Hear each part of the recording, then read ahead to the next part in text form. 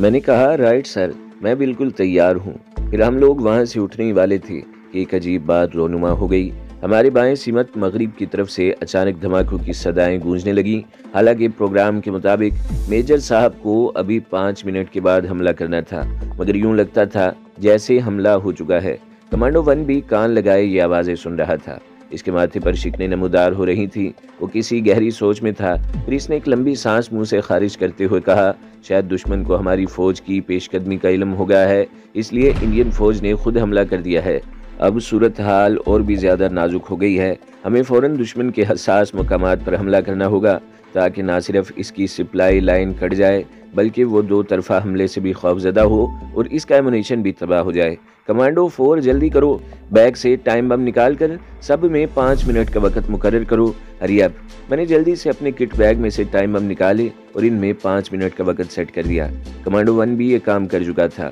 ہم نے اپنا باقی ماندہ سب سامان وہیں ایک جھاڑی میں چھپا دیا اور تقریباً دوڑتے ہوئے اس عام گزرگاہ تک پہنچے جہاں سے ٹرک اور جیپیں گزر رہی تھی۔ ابھی ہمیں وہاں کھڑے ہوئے چند لمحے ہی ہوئے تھے کہ ایک فوجی ٹرک آتا ہوا نظر آیا۔ کمانڈو 1 نے اسے ہاتھ کے اشارے سے روکا۔ ہم دونوں کود کر ٹرک کے پچھلے حصے میں سوار ہو گئے۔ یہ ٹرک خالی تھا اور اندر عمارت کی طرف جا رہا تھا، شاید فوجی جوانوں کو لینے کے لیے۔ ہمارا انڈین فوجی یونیفارم اور میک اپ خوب کام آ رہا تھا۔ ڈرائیور کو ہم پر ذرا شک بھی نہ ہو سکا۔ جلد ہی ہم اندر عمارت کے پاس پہنچ گئے۔ یہاں عجیب بھگدڑ مچی ہوئی تھی۔ فوجی جوان دھڑا دھڑ اپنی بیرکوں سے نکل رہے تھے اور وہاں پہلے سے موجود ٹرکوں میں سوار ہو رہے تھے۔ اسلحے سے لوڈ ٹرک بھی ایک جانب تیار کھڑے تھے۔ سب ٹرک سٹارٹ تھے اور کسی بھی لمحے وہاں سے روانہ ہو سکتے تھے۔ کمانڈو 1 نے میرے کان میں سرگوشی کرتے ہوئے کہا، خدا حافظ کمانڈو 4۔ میں نے بھی زیر لب اللہ نگہبان کہا اور دونوں ٹرک سے نیچے کود پڑے۔ نیچے آتے ہی دونوں کا رخ مختلف اطراف میں ہو گیا۔ میں ٹرکوں کی طرف بھاگ رہا تھا جبکہ کمانڈو 1 شاید عمارت کی طرف جانے کا ارادہ رکھتا تھا۔ بہرحال میں ٹرکوں کے نزدیک پہنچا۔ ہنگامے اور افراتفری سے فائدہ اٹھاتے ہوئے 4 ٹائم بم 4 مختلف ٹرکوں میں اچھالنے میں کامیاب ہو گیا اور باقی ماندہ ایک بم میرے لباس میں موجود تھا۔ یہ جرمنی ساختہ چپٹے سے چھوٹے چھوٹے مگر انتہائی طاقتور بم تھے۔ 4 منٹ گزر چکے تھے اور صرف 1 منٹ باقی تھا۔ میں 5واں بم ایک ٹرک میں اچھالنے کے لیے ارد گرد کا جائزہ لے رہا تھا اور قریب تھا کہ یہ بم میری جیب سے ٹرک میں منتقل ہو جاتا کہ ایک آفیسر کو جو شاید صوبیدار تھا میری حرکات و سکنات پر شک ہو گیا۔ میں نے چاہا کہ جلدی سے وہاں سے کھسک لوں مگر صوبیدار صاحب نے مجھے روک لیا۔ پوچھنے لگا، کون ہو تم؟ میں نے جواب میں اپنا نام اور نمبر فٹافٹ بتلا دیا مگر اسے پھر بھی یقین نہ آیا اور مختلف انداز سے سوال کرتا رہا۔ کافی وقت گزر چکا تھا، صرف 30 سیکنڈ باقی تھے۔ موت بم کی صورت میں میری جیب میں موجود تھی اور ٹرک بھی مجھ سے دور نہیں تھے جو کہ اسلحے سے بھرے ہوئے تھے اور صرف 30 سیکنڈ کے بعد یہاں سور اسرافیل بننے تھے۔ جیب میں موجود بم سے میں جلد از جلد جان چھڑانا چاہتا تھا مگر صوبیدار صاحب مکمل انٹرویو کے موڈ میں نظر آتے تھے۔ میرے منہ سے شاید کچھ غلط سلط نکل گیا تھا کہ اس کا شک یقین میں تبدیل ہوتا جا رہا تھا۔ تیور بھی بدل رہے تھے۔ صرف 15 سیکنڈ باقی رہ گئے تھے۔ ٹائم بم کے پھٹنے کے ساتھ ہی میرا ٹائم بھی پورا ہو جاتا اور صوبیدار صاحب کا شک بھی دور ہو جاتا۔ ہر گزرتے ہوئے لمحے کے ساتھ میرے دل کی دھڑکنیں تیز ہوتی جا رہی تھیں۔ اعصاب تن گئے تھے۔ 5 سیکنڈ اور گزر چکے تھے۔ موت صرف 10 سیکنڈ کی مسافت پر کھڑی مسکرا رہی تھی اور دھیرے دھیرے آگے بڑھ رہی تھی۔ گھڑی کی ٹک ٹک موت کی چاپ محسوس ہو رہی تھی۔ میں کچھ کر گزرنے کے لیے بالکل تیار تھا۔ تب صوبیدار نے کہا، اپنا کارڈ شو کرو۔ میں نے اپنے دونوں ہاتھ بیک وقت 2 مختلف جیبوں میں ڈالے اور پھر دائیں ہاتھ میں کارڈ اور بائیں ہاتھ میں بم برآمد کر لیا۔ کارڈ صوبیدار صاحب کے حوالے کیا اور جیسے ہی وہ اس کے مندرجات پڑھنے کے لیے جھکا میں نے ایک زبردست پنچ اس کی ناک پر رسید کیا اور بم کو ٹرک میں اچھال دیا۔ گھونسا لگتے ہی صوبیدار اچھل کر 2 قدم پیچھے گیا۔ اس کی ناک پھٹ چکی تھی بلکہ کٹ چکی تھی۔ خون کا فوارہ پھوٹ نکلا تھا۔ میں نے انتہائی تیز رفتاری کے ساتھ وہاں سے دوڑ لگائی اور 20-25 قدم کے فاصلے پر جا کر بڑی پھرتی سے زمین پر محفوظ پوزیشن میں لیٹ گیا۔ میں الٹا لیٹا ہوا تھا اس حالت میں کہ میرا پیٹ اور سینہ زمین سے اٹھا ہوا تھا اور میں نے کوہنیوں کا سہارا لیا ہوا تھا۔ کانوں کو دونوں ہاتھوں سے انتہائی سختی کے ساتھ بند کر لیا تھا۔ چند ساعت کے بعد ہی وہاں دھماکوں کا نہ ختم ہونے والا سلسلہ شروع ہو گیا۔ زبردست دھماکے ہو رہے تھے۔ اپنی تمام تر احتیاط کے باوجود میں پہلے دھماکے کے ساتھ ہی زمین سے کئی فٹ اوپر اچھلا اور دور جا پڑا۔ اس کے بعد کیا ہوا مجھے کچھ خبر نہیں۔ میں بے ہوش ہو چکا تھا۔ جب ہوش آیا تو اسپتال میں تھا۔ بعد کی اطلاعات کے مطابق معلوم ہوا کہ ہماری فوج اس چوکی پر قابض ہونے میں کامیاب ہو گئی تھی۔ کمانڈو 1 اپنے مشن میں ہر طرح کامیاب رہا تھا۔ اس نے نامعلوم کس طرح وہ عظیم ایمونیشن ڈپو تباہ کر دیا۔ اس بندے کی لاش کا بھی پتہ نہ چل سکا۔ گمان غالب تھا کہ اس کی شہادت کی آرزو کی تکمیل ہو چکی ہے۔ ماموں جان، میں نے ماموں کی اس طویل اور دلچسپ داستان کو سننے کے بعد کہا۔ جی بیٹے، ماموں جان نے جواب دیا۔ ماموں جان، ایک بات مجھے تمام گفتگو کے دوران میں کھٹکتی رہی ہے، اگر آپ اجازت دے تو میں پوچھ لوں؟ میں نے کہا بالکل، کیوں نہیں بھائی، ضرور پوچھیں، ماموں جان نے خوش دلی سے جواب دیا۔ ماموں جان، میرے ذہن میں یہ سوال بار بار ابھر رہا ہے کہ جب ہماری بہادر فوج کے صرف 4 جوان دشمن کی اتنی بڑی فوج کو شکست دے سکنے کی صلاحیت اور جرت رکھتے ہیں، تو پھر وہ 1 لاکھ فوجی جو 1971 میں مشرقی پاکستان کے محاذ پر لڑ رہے تھے، کیسے شکست کھا گئے؟ کیسے مشرقی پاکستان بنگلہ دیش بن گیا؟ کیسے ساری فوج جنگی قیدی بن گئی؟ کیسے وطن عزیز کی عزت کو ہٹ لگا؟ کیسے ہوا یہ سب؟ کیوں ہوا ماموں جان؟ کیا وہ سب کاغذی فوجی تھے؟ کیا آپ ان میں شامل نہیں تھے؟ میں نے کچھ جذباتی لہجے میں سوال کیا۔ ماموں جان کا کھلتا ہوا چہرہ یکدم بجھ سا گیا۔ کوئی اندرونی کرب تھا جس نے انہیں بے چین کر دیا تھا۔ ان کی آنکھوں میں اداسی چھا گئی۔ وہ ایک ٹک میری طرف دیکھ رہے تھے، بڑی گہری نظروں سے۔ معلوم نہیں ان کی نظروں میں کیا تھا کہ میں نے ایک سنسنی سی اپنے جسم میں دوڑتی ہوئی محسوس کی۔ انہوں نے ایک لمبی سانس منہ سے خارج کی اور کہا، یہ بڑی دردناک اور لمبی کہانی ہے بیٹے، اب رات زیادہ ہو گئی ہے، یہ کل سنائیں گے، اب آپ سو جائیں۔ میں اٹھ کر اپنے کمرے میں آ گیا۔ رات بھر ہم مار دھاڑ سے بھرپور خواب دیکھتے رہے۔ ہم جاسوسی ناول کے ہیرو کی طرح ہر مشکل مقام پر بآسانی پہنچ جاتے اور ان دشمنوں کو ٹھکانے لگا دیتے۔ بندوق کی گولیاں ہمارے لیے ایسپرو کی گولیاں ثابت ہوئیں۔ 10-20 گولیاں ہمارے جسم میں پیوست ہو جاتی، مگر ہم پھر بھی زندہ رہتے، کیونکہ ہیرو کبھی نہیں مرتا۔ ہم نے دیکھا کہ ہم ایک گلی کی نکڑ والے مکان کی بالکونی میں چھپے ہوئے دشمن کا انتظار کر رہے ہیں۔ وہ ادھر ادھر دیکھتا چوکنے انداز میں آگے بڑھا چلا آ رہا ہے۔ پھر جیسے ہی وہ ہم سے قریب ہوا، ہم نے بالکونی سے چھلانگ لگائی اور تقریباً اڑتے ہوئے اس کے سر میں جا پہنچے۔ پھرتی سے اس کی گردن دبوچی اور اس کے ساتھ ہی ہماری آنکھ کھل گئی۔ دیکھا تو پلنگ سے نیچے فرش پر پڑے ہیں اور ہمارے ہاتھوں کی گرفت میں امی جان کے پلنگ کا پایا ہے۔ شور کی آواز اور پلنگ کو جھٹکا لگنے کی وجہ سے امی جان بھی ہڑبڑا کر اٹھی اور پوچھنے لگی، کیا ہوا بیٹا؟ ہم نے کوہنی اور گھٹنے پر لگنے والی چوٹوں کو سہلاتے ہوئے بتایا کہ ہم دشمن کو گردن سے دبوچنا چاہتے تھے، چھلانگ ذرا زور سے لگا بیٹھے، اس لیے نیند کی وادی سے باہر پلنگ سے نیچے آ رہے اور دشمن جاتے جاتے اپنی گردن کے بجائے یہ پایا ہمارے ہاتھوں میں تھما گیا۔ ہماری داستان سن کر امی جان ہنسنے لگی اور بولی، شاید ماموں کی گفتگو کا اثر ہے کہ خواب میں بھی جنگ جاری ہے۔ ہم نے کہا شاید صبح ہونے کو تھی۔ قریب کی مسجد سے اذان کی صدا بلند ہوئی تو ہم نماز کے لیے تیاری کرنے لگے۔ ماموں جان بھی اپنے کمرے سے نکل آئے تھے۔ ہم دونوں گھر سے باہر آئے اور مسجد کی طرف گامزن ہوئے۔ ماموں جان نے کہا کہ ذرا دور کی مسجد میں چلیں گے، زیادہ ثواب ہوگا۔ ہم نے پوچھا وہ کیسے؟ کہنے لگے کہ جب کوئی مومن نماز کی نیت سے باوضو ہو کر اپنے گھر سے نکلتا ہے تو اسے ہر قدم پر نیکی ملتی ہے، اس لیے ہم ذرا دور کی مسجد تک چلیں گے تاکہ زیادہ ثواب حاصل کر سکیں۔ ہم نے کہا تو ٹھیک ہے، مسجد درویش چلتے ہیں، نماز بھی پڑھ لیں گے اور سیر بھی ہو جائے گی۔ ہم لوگ گلی سے نکلے اور علی گڑھ کی مارکیٹ سے ہوتے ہوئے مین روڈ پر آ گئے۔ اس وقت اکا دکا گاڑیاں آ جا رہی تھی۔ کنڈکٹر اپنے مخصوص انداز میں آوازیں لگا رہے تھے۔ کم ہی سمجھ میں آتا تھا کہ کیا کہہ رہے ہیں۔ بائیں طرف سینما کی سرخ رنگ کی عمارت صبح کے ملگجے اندھیرے میں نحوست زدہ سی لگ رہی تھی۔ مین گیٹ ذرا سا کھلا تھا۔ کتوں کی ایک ٹولی اٹکیلیاں کرتی ہوئی ندی کی طرف سے آئی اور سینما کے مین گیٹ کے اندر چلی گئی۔ ہم ماموں جان کا ہاتھ تھامے سبک خرامی سے چلے جا رہے تھے۔ مسجد درویش کا اکلوتا مینار رنگ برنگے کمکموں سے جگمگا رہا تھا۔ ہم لوگ مسجد میں پہنچے اور پہلے سنت ادا کی۔ نماز با جماعت ادا کرنے کے بعد ٹہلتے ہوئے گھر آ گئے۔ امی جان ناشتے کی تیاری کر رہی تھی۔ ماموں جان اور ہم قرآن پاک کی تلاوت کرنے کے لیے بیٹھ گئے۔ ناشتہ لگانے کے بعد امی جان نے ہمیں اطلاع دی اور ہم قرآن پاک بند کر کے ناشتے کے لیے پہنچ گئے۔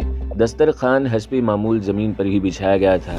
ہمیں خیال گزرا کہ ماموں جان دیس دیس گھومنے والے آدمی ہیں، یقیناً ماڈرن سٹائل سکھاتے ہوں گے، لیکن ہماری حیرت کی انتہا نہ رہی جب وہ ہم سے پہلے زمین پر اکڑوں بیٹھ گئے، بالکل دیہاتیوں کی طرح، اور بسم اللہ وعلی برکت اللہ کہہ کر کھانا شروع کر دیا۔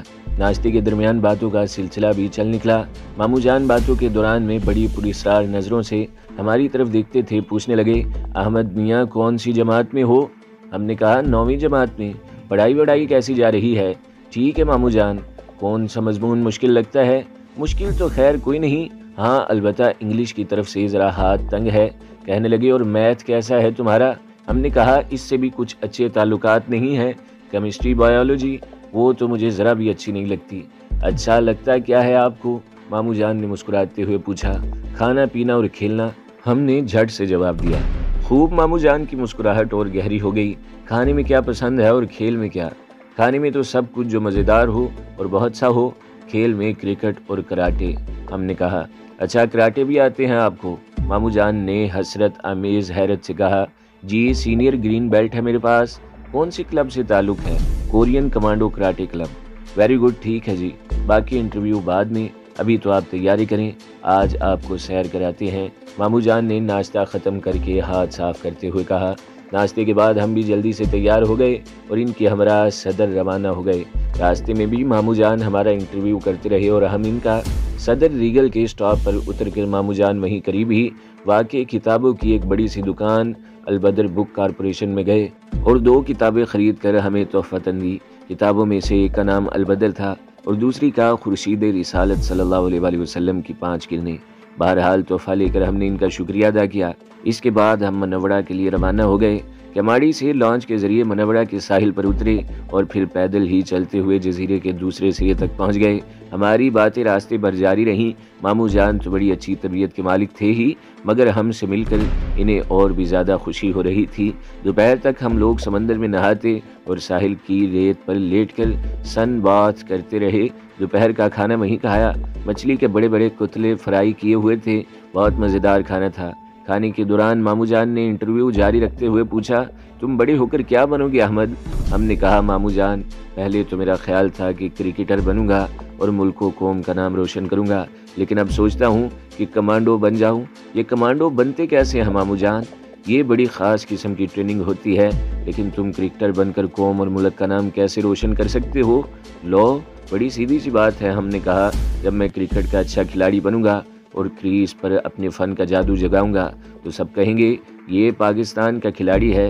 اس طرح پاکستان اور پاکستانیوں کا نام ساری دنیا میں روشن ہوگا، اور جب زیرو پر آؤٹ ہو جاؤ گے تو دنیا کیا کہے گی؟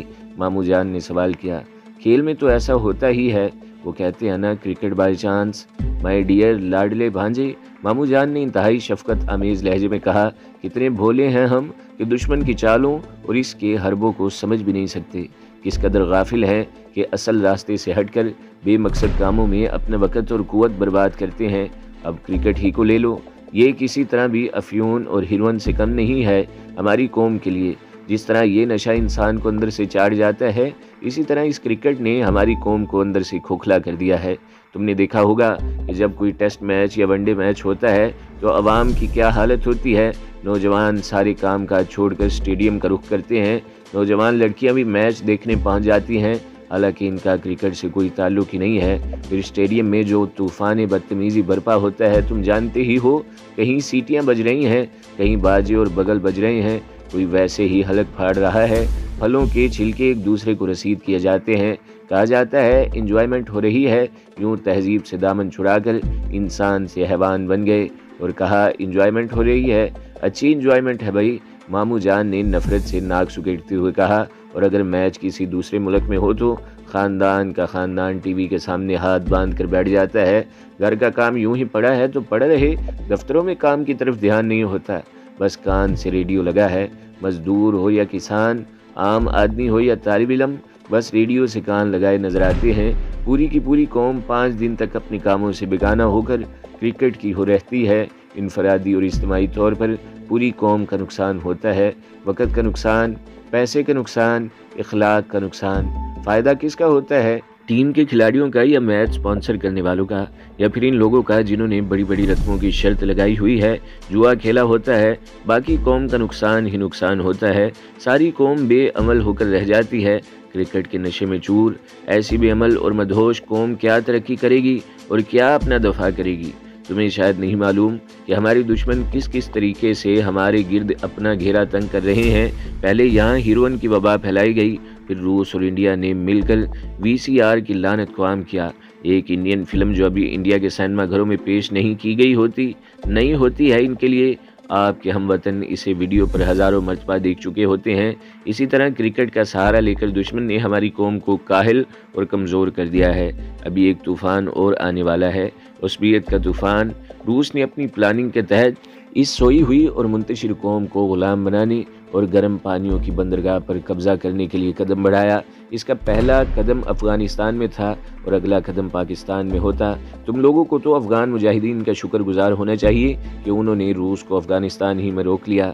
वो पाकिस्तान के तहफ़्फ़ुज़ की जंग लड़ रहे हैं। बेटे, वो लोग क्रिकेट नहीं खेलते, मौत का खेल खेलते हैं। वो क्लाशनकोव से बॉलिंग कराते हैं और बड़े बड़े टैंकों को क्लीन बोल्ड कर देते हैं। वो अपने से 1000 गुना ज़्यादा फ़ौज का मुकाबला कर रहे हैं और इंशाअल्लाह एक दिन आएगा कि वो रूस जो ख़ुद को सुपर पावर कहता है वहाँ से दुम दबाकर भागेगा। तो क्या मुजाहिदीन ने अपने मुल्क और कौम का नाम रोशन नहीं किया? बिल्कुल किया है, बल्कि उन्होंने इस्लाम का नाम बुलंद किया है।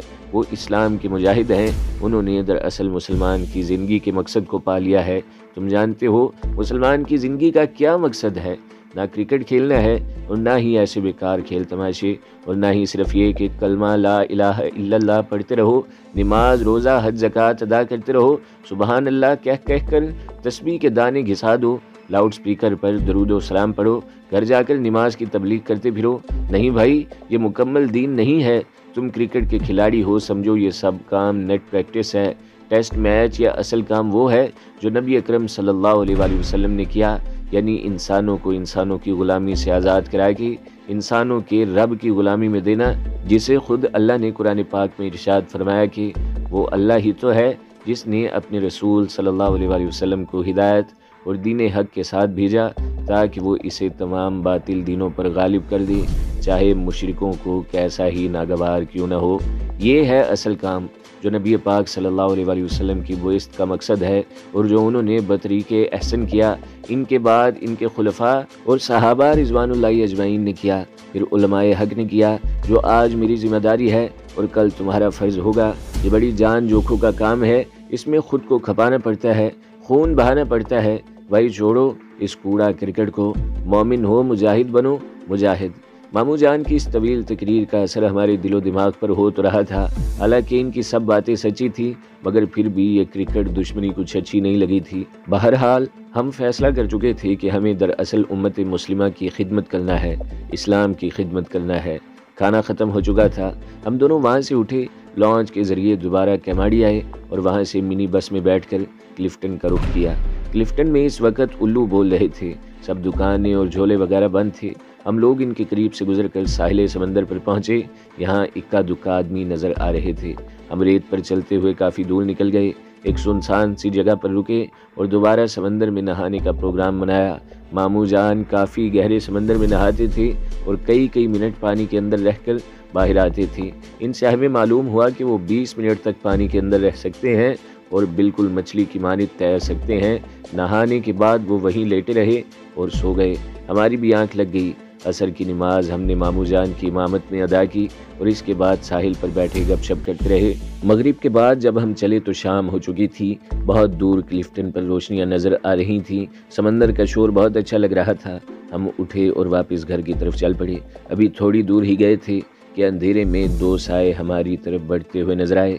हम समझे ये भी हमारी तरह के मुहिम जो इंसान हैं, मगर जैसे ही वो करीब आए, एक ने झट से बड़ा सा चाकू निकाला और मामू जान का गिरबान पकड़कर बोला, अरे जो कुछ है निकाल, वरना अभी ज़िबा कर दूंगा। दूसरा हमारी तरफ बढ़ा। मामू जान ने डर जाने की एक्टिंग करते हुए कहा, मेरी गर्दन तो छोड़िए जनाब, मैं अभी आपकी खिदमत करता हूँ। इस बदमाश ने मामू जान का गिरबान छोड़ दिया, लेकिन चाकू को इनकी गर्दन से और करीब करके बोला, जल्दी करो जवान, वरना। मामू जान ने हमारी तरफ देखते हुए कहा, भांजे तुम्हारे पास सीनियर ग्रीन बेल्ट है ना, ज़रा दिखाना ही नहीं। अरे ये बेल्ट नहीं चाहिए, मेरे को नोट चाहिए, नोट निकालो, चाकू वाले ने कहा। हम मामू जान का इशारा समझ गए। जो बदमाश हमारे करीब था, हमने एक लेफ्ट हुक इसकी ठोड़ी पर मारा और साथ ही एक राउंड किक चाकू वाले के हाथ पर मारी, जो मामू जान पर कड़ी नज़र रखे हुए था लेकिन हमारी तरफ से गाफिल था। जिसके मुंह पर मुक्का लगा था वो उछलकर 2 कदम पीछे हो गया और चाकू वाले का चाकू इसके हाथ से निकलकर अंधेरे में कहीं गिर गया। पहले हमले के बाद हम रुके नहीं, बल्कि फौरन ही एक फ्लाइंग किक अपने सामने वाले के सीने पर मारी। दूसरे को मामू जान ने संभाल लिया था। हम अपने मद्दे मुकाबिल पर अपनी प्रैक्टिस कर रहे थे। हुक, पंच और किक हमने हर दाव आजमाया और चंद ही लम्हे में वो लुटेरा ज़मीन चाटने पर मजबूर हो गया। इधर से फारिग होकर हमने मामू जान को देखा। वो बड़े मज़े से सीने पर हाथ बांधे खड़े थे और हमारी फाइट देख रहे थे। हमने पूछा, दूसरा कहाँ है? एक तरफ इशारा करते हुए कहने लगे, वो रहा, बहुत ही बोदा निकला। हमने एक मुक्का मारा था, वहाँ जाकर गिरा और उठा ही नहीं। हम इंतज़ार कर रहे हैं। हमने इधर देखा जहाँ मामू जान ने इशारा किया था। चाकू वाला बदमाश बेहोश पड़ा था। चलो चलिए, अहमद मामू जान ने हमारी तरफ देखते हुए कहा। हमने शायरों के अंदाज में हाथ को माथे तक लगाकर आदाब आदाब किया और मामू जान हंसने लगे। उन्होंने कहा, अभी हम हफ्ता भर रुकेंगे तुम्हारे यहाँ। सुबह के वक्त हमारे साथ एक्सरसाइज किया करो, बड़े काम की बातें बताएंगे तुम्हें। तो दोस्तों, अगली किस्त सुनने के लिए हमारे चैनल को ज़रूर सब्सक्राइब करें, वीडियो को लाइक करें और बेल के आइकन पर भी क्लिक कर दें ताकि हर जो आने वाली वीडियोज़ हैं वो आपको सबसे पहले मिलती रहें।